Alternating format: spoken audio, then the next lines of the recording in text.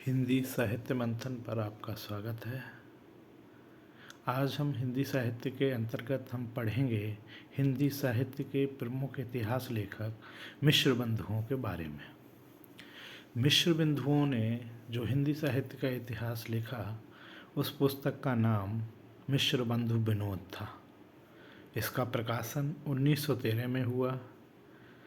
मिश्र बंधु 3 भाई थे जो इस प्रकार हैं: श्याम बिहारी मिश्र, गणेश बिहारी मिश्र, सुखदेव बिहारी मिश्र। ये तीनों मित्र बंधुओं के नाम से रचना करते थे। इन तीनों भाइयों ने काशी नागरी प्रचारणी सभा के द्वारा हस्तलिखित ग्रंथों की खोज कर इकट्ठा किया। मिश्र बंधुओं ने मिश्र बंधु विनोद नाम से हिंदी साहित्य के एक बृहद इतिहास की रचना की। इनके द्वारा लिखित मिश्र बंधु विनोद के 4 भाग हैं। प्रथम 3 भागों का प्रकाशन सन 1913 में हुआ और चतुर्थ भाग का प्रकाशन 1934 ईस्वी में हुआ। प्रकाशन संस्था नागरिक प्रचारणी सभा काशी थी। यह रचना कालानुक्रम पद्धति में रचित है। इसमें कुल रचनाकार 4591 वास्तविक संख्या है, जिसको लगभग 5000 कहा जाता है। मिश्र बंधुओं ने हिंदी साहित्य के विकास क्रम को 5 युगों तथा उपविभाजन सहित 8 युगों में बांटा है। इन्होंने आदिकाल को आरंभिक काल के नाम से संबोधित किया है तथा पुष्य को इन्होंने हिंदी का पहला कवि माना है। रचनाकारों को इन्होंने मुख्यतः 3 भागों में बांटा है: उत्तम श्रेणी, मध्यम श्रेणी और सामान्य श्रेणी। रचनाकारों को श्रेणीबद्ध करने वाले मिश्र बंधु प्रथम इतिहासकार माने जाते हैं। इन्होंने कवियों का तुलनात्मक पद्धति से वर्गीकरण किया। यह इतिहास ग्रंथ नागरिक प्रचारणी सभा काशी द्वारा हस्तलिखित ग्रंथ खोज रिपोर्ट समिति के आधार पर लिखा गया था। यह मिश्र बंधु विनोद इतिहास ग्रंथ आचार्य रामचंद्र शुक्ल के इतिहास ग्रंथ का उपजीव्य अर्थात आधार ग्रंथ माना जाता है।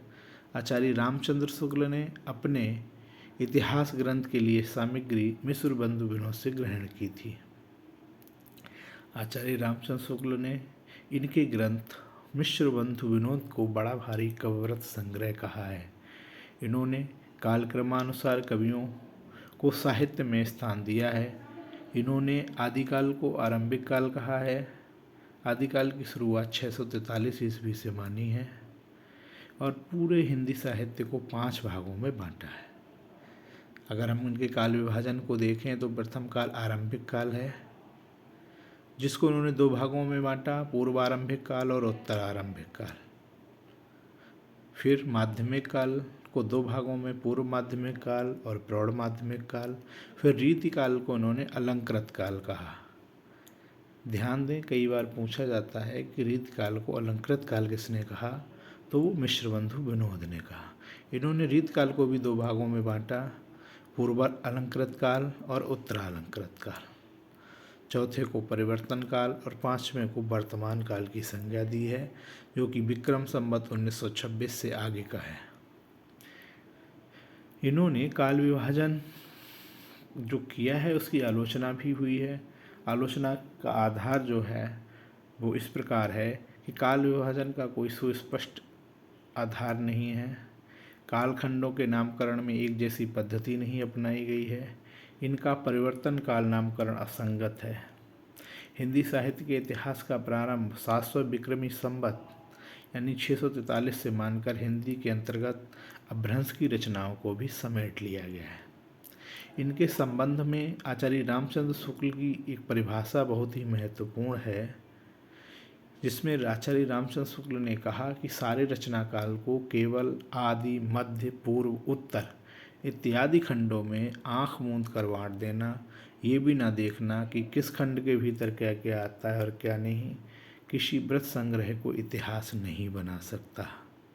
इसीलिए रामचंद्र शुक्ल ने इनके ग्रंथ मिश्र बंधु विनोद को बड़ा कविव्रत संग्रह कहा है।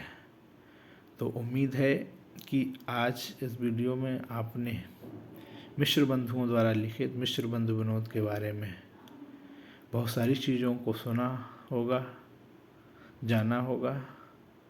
तो अगर ये वीडियो पसंद आई हो तो इस चैनल को लाइक, सब्सक्राइब और शेयर करें। धन्यवाद।